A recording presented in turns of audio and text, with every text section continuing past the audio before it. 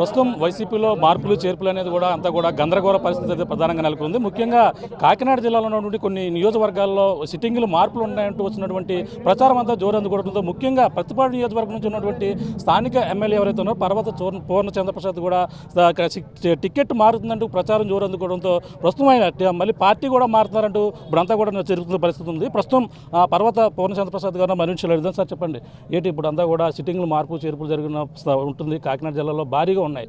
అందులో ముఖ్యంగా ప్రతిపాడు నియోజకవర్గం కూడా మీ యొక్క సీట్ కూడా మారుతుందని చెప్పేసి ప్రచారం జోరందుకుంది. దీన్ని ఎలా చూడాలండి? ఈ ప్రచారం జోరందుకుందని మీరే చెప్తా ఉన్నారు. ప్రచారం మాత్రమే ఇది, వాస్తవం అయితే మాత్రం కాదు.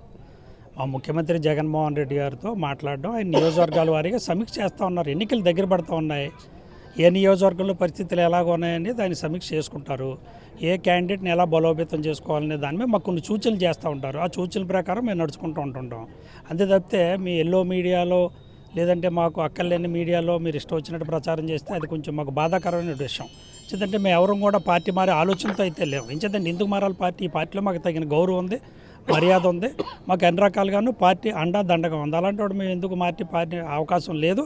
ఇవన్నీ తెలుగుదేశం వాళ్ళు కావాలి మమ్మల్ని బంధం చేయడానికి లీకులు ఇస్తూ ఉంటారు, మీ మీడియాలో వస్తూ ఉంటాయి. ఇవి నేను తీవ్రంగా ఖండిస్తున్నాను. ఉదయం ఖండించాను, మళ్ళీ మీ దగ్గర కూడా వ్యక్తిగతంగా కూడా ఖండిస్తున్నాను. అంటే ప్రధానంగా కాకినాడ జిల్లా కావచ్చు, మొత్తం అన్ని కొన్ని ప్రాంతాల్లో ముఖ్యంగా మారిపోతున్న పరిస్థితి. ఎంతో 4 సంవత్సరాల నుంచి అన్ని కష్టపడి పనిచేస్తున్నారు. కానీ ఇప్పుడు ఒక్కసారిగా నిర్ణయం తీసుకుంటుండడంతో పార్టీని వదిలి వేరే పార్టీకి వెళ్తున్నారని కడాగండిగా చెప్తున్నారు. అందులో ముఖ్యంగా ఇప్పటికే సీట్ లేదంటూ చెప్తున్న పరిస్థితి ఉంది.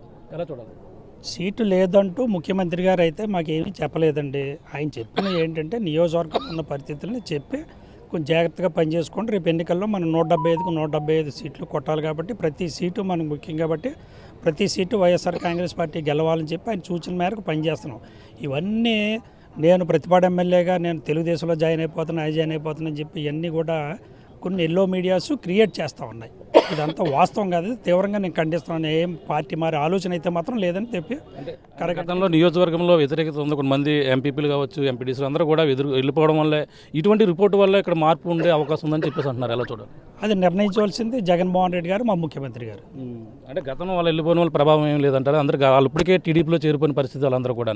అవన్నీ కూడా ఎలా చూడాలి? ఇప్పుడు ఇక్కడ ఎవరికి టికెట్ ఇస్తే మీరు వైసీపీకి ఎవరు ఇచ్చినా కట్టుబడి మీరు పోటీ వాళ్ళకి సపోర్ట్ చేస్తారా?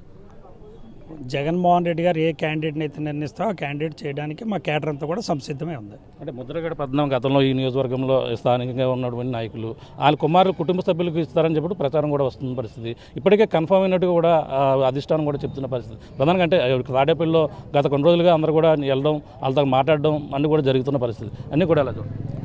ఏదైనా జగన్మోహన్ రెడ్డి గారి నిర్ణయమే మాకు శిరోధార్యం. అంటే ఎంతమంది క్యాండిడేట్ని ఎవరిని పంపుతారనేది ఇక్కడ ముఖ్యం కాదు, నాకు ఇస్తారా ఎవరు పంపుతారు కదా.